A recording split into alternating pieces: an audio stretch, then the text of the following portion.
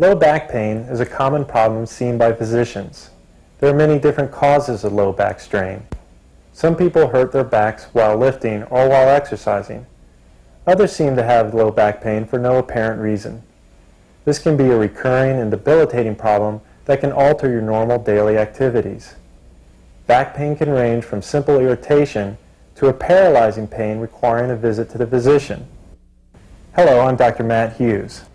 And I'm Dr. Ben Gonzalez. Dr. Hughes and I are emergency medicine physicians, and back pain is one of the common complaints we see in the emergency department. The purpose of this instructional video is to explain some of the causes of recurring low back pain. We're going to describe what you can do to treat it, and most importantly, what you can do to prevent low back pain from happening. First, let's talk about the anatomy of the lower back.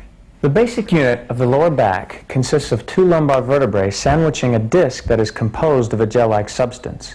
The vertebrae have facets, or joints between them, and the disc acts as shock absorbers between the vertebrae. The vertebrae themselves are held in position by ligaments and supporting muscles that run along the spine. All the muscles of the trunk are vital to the support of the back. These include the stomach muscles. In fact, one of the major reasons why people get lower back pain is simply because of weak stomach muscles. Let's talk about how the back gets injured. An obvious reason is trauma. Things like falling, car accidents, and direct blows cause back injury. What I want to focus on is that chronic back pain, that pain that just won't go away and keeps coming back.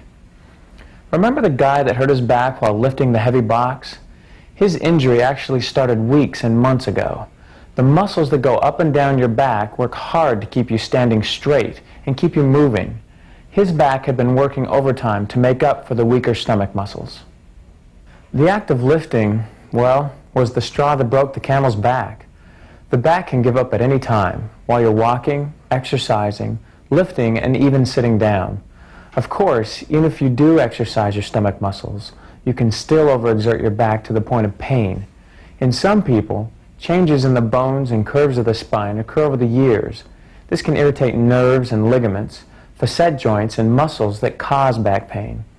Other contributors to chronic low back pain include stress, job type, and smoking. So, now that you have a better understanding of the causes of lower back pain, what can you do about it once it happens? The first thing you should do is ease up on your activity. Give your back a rest. However, if possible, avoid prolonged periods of bed rest. Strict bed rest was once recommended, but has since been found not to help. Try to continue a routine activity, just ease up a bit. Avoid lifting heavy objects for 10 to 14 days. So what about medicines? There are many different over-the-counter brand name medications that are useful for lower back pain. These break down into two basic types: acetaminophen and NSAIDs such as ibuprofen, naproxen, and aspirin. Acetaminophen and NSAIDs can be taken together. Read the labels carefully, and if you are pregnant or have any questions, speak to your primary care physician.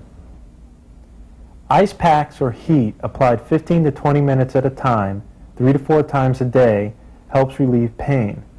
Alternate and experiment with ice packs or heat to optimize your relief.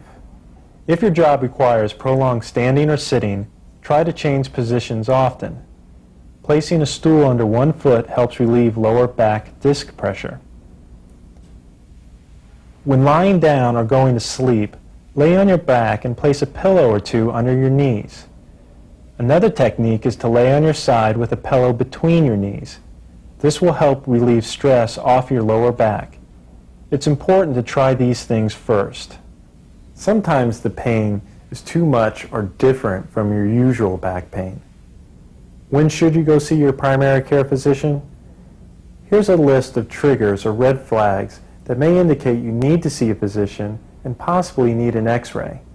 You are over 50 years old.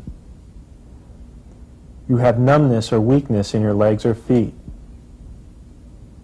Severe pain that shoots down your legs. You've ever had cancer or tuberculosis. You have unexplained weight loss. You've abused drugs or alcohol. You have fever. Your pain lasts more than a month. You have associated abdominal or testicular pain. If you lose bowel or bladder function. So how can you avoid back pain in the first place? Well, proper lifting technique is essential. First, you want to face the object you're about to lift. Then bend at the knees, pick it up, turn, face where you're going to place the object, and set it down. Never lift and twist at the same time. A very important part of preventing back pain is to strengthen your stomach. Bent knee sit-ups or crunches are appropriate. Spending a few times a week strengthening your stomach can help prevent months and years of back pain. If you are overweight, it's helpful to lose a few pounds. If you have any underlying medical conditions or need help getting started on an exercise program, consult your primary care physician. Improving your overall general health by eating a healthy diet, drinking plenty of water, exercising regularly, and cutting down on poor health habits, such as smoking, has been shown to decrease your chances of recurrent back pain. Remember, these preventative measures are just that, preventative, not cures. Consult your primary care physicians for any question you may have. The video you just saw focused upon common medical problems often encountered in an emergency department. Many of these problems can be managed by primary care physicians, such as family practitioners, internists, and pediatricians, and others. As a first step towards managing your health care, we urge you to contact your primary care physician, as they are typically acquainted with your medical history and can maintain continuity in your care. If you do not have a regular physician, we strongly encourage you to establish a relationship with one.